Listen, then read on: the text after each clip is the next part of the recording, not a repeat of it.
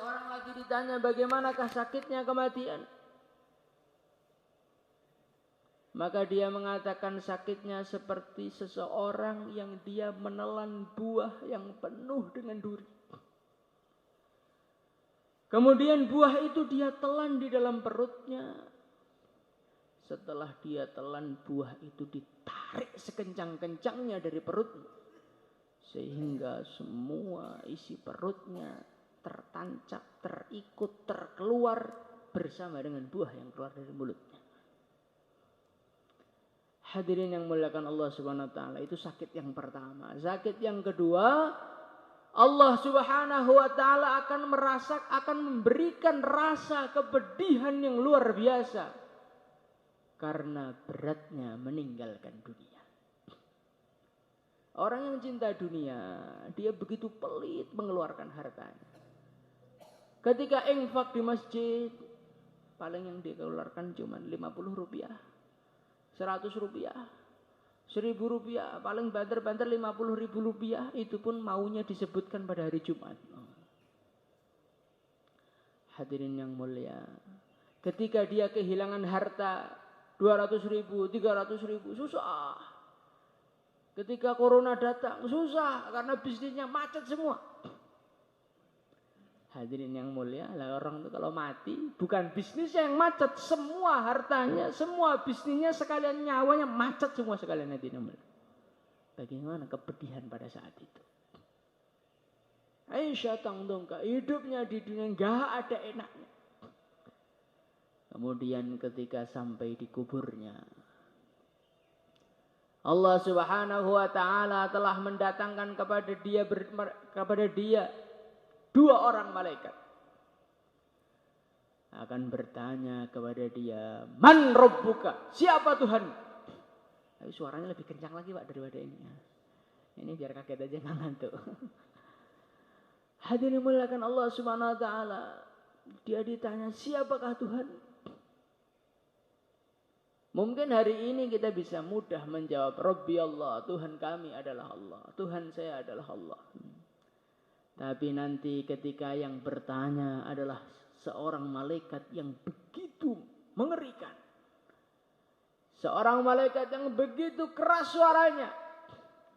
Maka yang keluar dari hati kita adalah apa yang kita pupuk selama hidup kita. Ketika kita susah di dunia, siapa yang kita hubungi? Siapa yang kita ingat? Ketika kita senang di dunia, siapa yang kita syukuri? Ketika kesusahan di dunia tidak menjadikan kita ingat kepada Sang Maha Pencipta, bagaimana mungkin ketika ditanya man rabbuka, kita bisa menjawab Rabbi Allah. Hadirin yang mulia. Maka orang yang tidak kenal kepada Allah, dia akan mengatakan la adri. Saya tidak tahu Tuhan saya siapa. Kemudian Allah Subhanahu wa taala menampakkan baginda Nabi Muhammad sallallahu alaihi wasallam, dan beliau dan malaikat tadi bertanya, "Wahai fulan, bagaimanakah pendapatmu mengenai laki-laki ini?" Nah, kalau orang itu sudah cinta dengan Nabi, kenal dengan Nabi, hari-hari menghidupkan sunnah Nabi, ya mudah saja jawabnya. Oh, itu adalah Nabi saya. Itu adalah baginda Nabi Muhammad sallallahu alaihi wasallam. Tapi kalau orang nggak pernah pakai sunnah, nggak pernah baca sejarah Nabi, nggak pernah kenal dengan Nabi, saya hanya dengar-dengar saja, tapi saya tidak tahu siapa itu. Naudzubillah. Maka Allah langsung menggerakkan bumi, hadirin yang mulia. Bumi tadi langsung menghimpit dia. Dengan sekeras-kerasnya himpitan sehingga tulang rusuknya berserakan saat itu juga. Setelah dihimpit dikembalikan lagi. Kemudian malaikat mulai menghukum dia. Yadribuna wujuhahum wa adbarahum. Malaikat memukuli wajah mereka. Malaikat memukuli punggung mereka. Dan siksa itu tidak akan pernah berhenti selama-lamanya, hadirin yang mulia. Jadi orang itu kalau nggak kenal dengan yang memiliki alam semesta, ya dia tidak akan pernah merasakan nikmat selama-lamanya. Dia punya harta, dia punya jabatan, tapi dia tidak akan pernah nikmat dengan itu semua. Maka kita lihat hadirin yang mulia, sekarang di mana-mana banyak orang-orang jual obat tidur. Yang beli siapa? Apakah para petani? Apakah orang-orang yang suka ke masjid? Apakah orang-orang yang suka taklim? Enggak. Yang beli itu orang-orang yang kaya raya, malah mereka enggak bisa tidur. Malah yang duitnya dikit-dikit kayak kita ini, Masya Allah, duduk bayan ngantuk, ditasil nanti nggak berdiri, Masya Allah. Hawa ngantuk itu selalu datang karena apa? Karena bahagia hatinya, akhirnya mudah tidur. Tapi kalau orang itu dunianya banyak, nggak kenal dengan Allah, nggak pernah bahagia, sumpek terus, mboten saged tilem. Maka nikmat tidur itu sebetulnya satu nikmat yang luar biasa. Hadirin yang dimuliakan Allah Subhanahu wa ta'ala.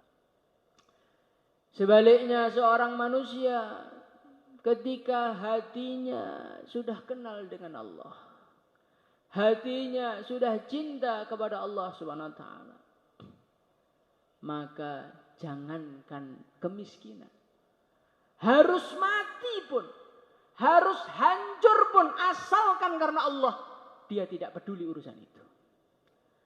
Taraktul khalqa turran fi hawaka wa aitamtul ayala kay araka law qatta'tani fil hubbi irba lama hannal fuadu ila siwaka. Ya Allah, walaupun engkau telah mencincang-cincangku, bukan nyuruh 4 bulan, Mbak. Walaupun engkau mencincang-cincang kita. Jadi kita dicincang-cincang hidup-hidup bagaimana, Pak? Lama hannal fuadu ila siwaka, ya Allah, hatiku tidak akan pernah berpaling dari engkau. Itu kalau orang itu sudah kenal dengan Allah, sudah merasakan nikmatnya, keindahannya, cinta kepada Allah, dicincang-cincang pun enggak apa-apa, hati tak akan pernah berubah dari Allah Subhanahu wa ta'ala. Hadirin mulakan Allah Subhanahu wa ta'ala. Kalau orang itu sudah kenal dengan Allah Subhanahu wa ta'ala, semua yang Allah berikan kepada dia, dia bisa menikmati. Diberi harta sedikit, dia bisa menikmatinya. Dia mengatakan kepada dirinya, Masya Allah, Allah itu sayang ya sama saya. Allah itu tidak ingin saya nanti dihisab di akhirat lama-lama. Urusan saya biar enggak panjang, maka Allah kasih duit saya sedikit. Allah Subhanahu wa ta'ala kasih saya hidup yang susah di dunia, biar saya selalu merengek kepada Allah.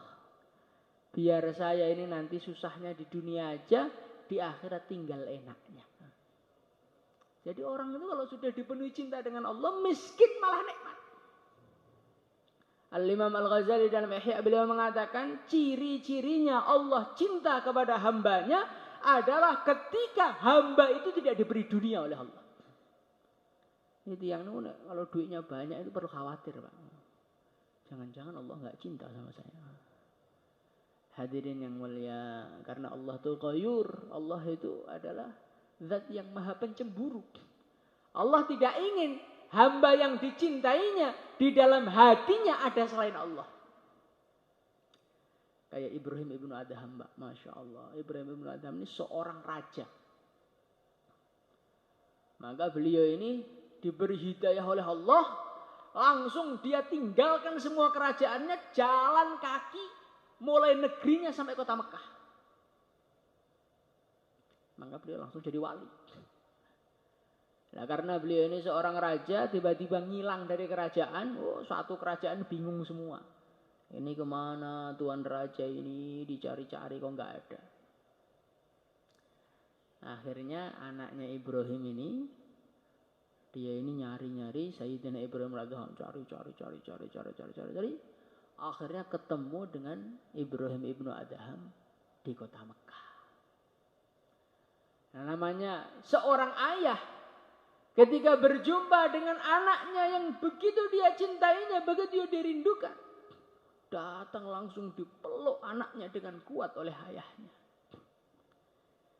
Tiba-tiba ada suara, "Hai Ibrahim, kamu baru ketemu anak kamu sudah mau lupa dengan saya." Maka Sayyidina Ibrahim langsung kaget. Astagfirullahaladzim. Ya Allah, kalau memang anak saya ini mengganggu cintaku kepadamu, ya Allah, matikan dia sekarang, ya Allah. Langsung mati seketika. Coba, jadi pengorbanannya orang-orang dulu itu demi cintanya kepada Allah tidak terkotori. Mereka rela anak mati nggak apa-apa. Yang penting Allah masih cinta kepada saya. Nah kalau kita, Bang, Masya Allah. Kita ini banyak perkara-perkara yang kita korbankan demi cinta kita kepada makhluk. Bahkan cinta kepada Allah pun kita korbankan. Na'udzubillah. Masya Allah. Hadirin mulakan Allah SWT. Orang itu kalau sudah cinta kepada Allah, orang itu sudah kenal dengan Allah SWT. Di dunia itu apapun nasib dia, nikmat terus, senang terus. Itulah para sahabat. Kalau kita lihat kehidupan para sahabat, mereka ini bukan orang-orang yang hidupnya makmur, bukan. Mereka ini kadang-kadang 3 hari baru makan. Sayyidina Abu Hurairah radhiyallahu anhu, beliau ini pernah kelaparan tuh sampai pingsan, kelaparan sampai mau pingsan. Nah dikira orang dulu dia itu sedang sakit, maka sama teman-temannya itu diinjak-injak biar cepat sembuh. Padahal bukan sakit, ini kelaparan. Hanya melakukan Allah Subhanahu wa taala. Maka Sayyidina Abu Hurairah ini ketemu Sayyidina Abu Bakar, pura-pura tanya agama. Sebetulnya biar diajak makan di rumahnya. Ternyata Sayyidina Abu Bakar enggak respon, mungkin di rumahnya enggak ada makanan juga. Tanya lagi sama Sayyidina Umar. Sayyidina Umar juga enggak respon, enggak ngajak makan. Gimana Sayyidina Umar ini, saya kelaparan. Akhirnya lewat Rasulullah SAW. Belum sempat tanya, Rasulullah paham, oh ini Abu Hurairah ini kelaparan ini. Abu Hurairah, ayo ikut ke rumah. Diajak ke rumah. Maka Rasulullah SAW tanya kepada istrinya, hai istriku, ada apa di rumah? Enggak ada apa-apa ya Rasulullah, adanya cuma susu. Enggak apa-apa. Abu Hurairah dalam hati, lumayan lah. Susu untuk ganjil-ganjil perut sedikit. Tahu-tahu Rasulullah itu beliau mengatakan kurang lebihnya, "Hai Abu Hurairah, itu ashabus sufah itu, orang-orang yang tinggal di masjid, mau panggil semua." Kaget Abu Hurairah, enggak jadi kenyang ini. Tapi karena yang merintah Rasulullah, bismillah. Ada orang 300-an kalau enggak salah, atau 80-an. Panggil semua oleh Abu Hurairah ke rumahnya Rasulullah. Maka Abu Hurairah kasih minum mereka, kenyang, ganti mereka lagi, kasih minum lagi, ganti lagi, kasih minum, sampai semua kenyang. Rasulullah beliau bersabda, Abu Hurairah, sekarang tinggal kamu dengan saya Abu Hurairah. Ayo, minum. Minum lagi kata Rasulullah. Minum lagi kata Rasulullah. Ya Rasulullah, sudah kekenyangan ya Rasulullah. Jadi sahabat itu seperti itu. Kadang-kadang itu beberapa hari minumnya cuma susu saja. Rasulullah SAW ini selama 1 bulan atau 2 bulan dapurnya tidak mengepul. Beliau tidak makan kecuali hanya kurma dan air putih saja, hadirin yang mulia. Hadirin muliakan Allah SWT. Walaupun seperti itu indah, hidupnya itu indah. Karena sudah kenal dengan Allah SWT. Maka kita duduk di sini, ini belajar kenalan dengan Allah. InsyaAllah hadirin mulia. Ya, gimana caranya? Seorang ulama beliau mengatakan, man arafa nafsahu arafa rabbahu. Seorang manusia ini enggak akan kenal Tuhannya kalau dia belum kenal diri dia sendiri yang asli. Kita ini kenal dengan diri kita, tapi sebetulnya belum kenal. Kalau kita lihat di depan kaca, Masya Allah, seorang laki-laki yang gagah, ganteng, berwibawa. Nah, sekilas. Coba Pak kita tarik mundur. 20 tahun yang lalu, 30 tahun yang lalu siapa kita ini hadirin yang mulia? Kita ini hanya anak kecil yang suaranya enggak didengar. Lari ke sana, lari kemari. Kencing di celana, berak di celana. Nah, kalau ada apa-apa teriak-teriak cari ibunya, nah, itulah kita. Tarik lagi mundur lagi, siapakah kita? Kita ini hanyalah seorang bayi yang bisanya nangis. Kita ini hanyalah seorang yang lahir di dunia. Wallahu akhrajakum min butuni ummahatikum la ta'lamuna syai'a. Allah berfirman, la ta'lamuna syai'a. Kita ini lahir ke dunia ini enggak tahu apa-apa belas. Corong Jawa nu lahir dalam keadaan plonga-plongo kita nih, Pak.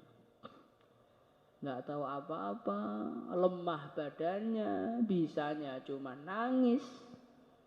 Tidur terus 24 jam dirancang. Itulah kita berapa puluh tahun yang lalu. Diundur lagi. Kita ini siapa? Kita ini adalah ma'ummahin. Air yang hina, air yang menjijikkan. Dulu kita dari nutfah. Kita ini hanya setetes air mani. Dipelihara oleh Allah, dijadikan manusia. Gedenya fa'idha huwa khasimun mubin. Setelah gede malah jadi tukang ngengkel. Masya Allah. Jadi kita ini apa? Kita ini makhluk yang lemah. Hanya setetes air mani. Makhluk yang kalau tidak ditolong oleh Allah, tidak dipelihara oleh Allah, 1 detik saja langsung bablas, Pak. Hari ini detak jantung kita ini 24 jam berdetak terus. Kenapa? Karena masih dijaga oleh Allah. Coba kalau Allah itu matikan saklarnya, off gitu aja. Pet, langsung. Tengah-tengah bayan bisa langsung mati. Tengah-tengah lari-lari bisa langsung mati. Naudzubillah, tengah-tengah maksiat mati. Masya Allah. Ini manusia itu nggak bisa apa-apa. Lahir perlu dengan manusia, masa kecil perlu dengan manusia, nanti gede butuh bantuan manusia, nanti mati pun nggak bisa ngubur diri sendiri juga butuh kepada manusia. Lahir ditolong orang lain, mati juga ditolong orang lain. Dihormati ya yang menghormati orang lain. Semua itu orang lain, bukan kita yang mulia. Kita ini nggak bisa apa-apa. Kita ini hanyalah makhluk yang hina. Oh Pak, saya ini orang terhormat loh Pak. Saya ini adalah Presiden Indonesia. Itu kan tempelan. Pangkat itu kan tempelan. Kalau pangkat itu dilepas, ya kita langsung jadi orang biasa lagi. Kenapa kita membanggakan sesuatu yang bukan kita? Yang mulia. Saya ini ganteng loh, baju saya gagah. Kan yang gagah bajunya, bukan orangnya. Jabatan, harta, itu semua tempelan. Kalau aslinya kita, wa khuliqal insanu dha'ifa, Allah telah menyatakan kita ini adalah makhluk yang lemah. Pandangannya terbatas, tenaganya terbatas. Kita ini suruh melotot terus gak kedip, gak bisa. Kita ini suruh nahan lapar, ya gak bisa. Kekenyangan juga gak bisa. Kelamaan duduk juga gak kuat. Berdiri lama juga gak kuat, lemah tapi gayanya setengah mati gitu. Perasaannya paling kuat sendiri sehingga berani menentang larangan-larangan Allah SWT. Masya Allah. Maka kita ini rasakan, kita ini lemah, kita ini hamba, sehingga kita merasa perlu dengan Allah SWT. Insya Allah hati mulakan Allah SWT. Bagaimana supaya kita ini bisa sadar diri kita siapa? Akhirnya kita kenal dengan Allah. Akhirnya kita merasa perlu dengan Allah. Akhirnya kita selalu ingat kepada Allah. Ini semua hidayah. Ini semua hidayah. Kalau Allah Subhanahu wa ta'ala belum membuka pikiran kita, Allah belum membuka hati kita, walaupun yang jelaskan kepada kita ini para wali, ya tetap tertutup hati kita. Innaka la tahdi man ahbabta. Allah berfirman kepada baginda, "Hei Muhammad, engkau ini enggak akan bisa memberikan hidayah kepada orang-orang engkau cintai." Karena hidayah itu yang megang Allah Subhanahu wa taala. Kalau Allah belum berikan kepada seseorang, walaupun dinasihati, walaupun diingatkan, walaupun dia duduk dalam suasana kebaikan, ya tidak akan bisa dapat hidayah. Maka supaya kita ini dapat hidayah, akhirnya kenal kepada Allah, doa kepada Allah. Insyaallah hadirin mulia. Maka Allah itu ngajari kita doa hidayah itu sehari minimal 17 kali. Ihdinas siratal mustaqim. Ya Allah, tunjukilah saya ya Allah, tuntunlah saya ya Allah kepada jalan yang lurus. 17 kali. Ini mau santri, mau kiai, mau wali, siapapun asalkan Islam, dia sholat, dia baca doa hidayah. Artinya apa? Artinya kita ini membutuhkan hidayah sampai kapanpun. Bukan alhamdulillah Pak, saya dapat hidayah tahun 2000 sekian. Nah, kalau sekarang saya sudah nggak perlu dengan hidayah, saya sudah punya hidayah ini. Oh jangan hadirin mulia. Kita ini siapapun, walaupun Sayyidina Abu Bakar pun kalau sholat ya tetap ihdinas siratal mustaqim. Artinya apa? Artinya hidayah Allah itu begitu luas. Yang kita perlu tambahan lagi. Maka doa terus minta hidayah kepada Allah. InsyaAllah hadirin mulia. Kemudian yang kedua, walladzina jahadu fina lanahdiyannahum subulana. Hidayah ini Allah akan berikan kepada orang-orang yang mau susah untuk agama. Orang-orang yang mau capek untuk agama, orang-orang yang sungguh-sungguh untuk agama, tenaganya habis untuk agama, pikirnya habis untuk agama, orang-orang itulah yang Allah akan hadiahi hidayah di dalam hatinya. Maka hadirin muliakan Allah SWT, dalam hidup ini kita jangan hanya pikir sholat, puasa, zakat saja. Tapi bagaimana kita ini mikir bagaimana saya capek untuk sholat. Bagaimana saya capek puasa. Bagaimana saya capek tenaga saya habis demi agama.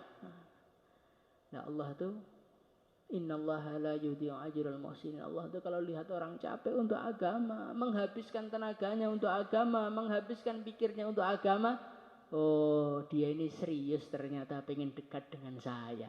Allah akan bagi hidayah dalam hati dia sehingga dia merasakan kelezatan kenal dengan Allah, kelezatan yang tidak bisa dibeli, kelezatan yang tidak bisa dicari seluruh dunia, nggak ada yang punya kecuali Allah. Orang tuh kalau sudah merasakan nikmatnya kenal dengan Allah, masya Allah, nggak bisa dibayangkan. Kita ini jadi pengantin baru, kenal dengan makhluk yang cantik-cantik amat juga tidak.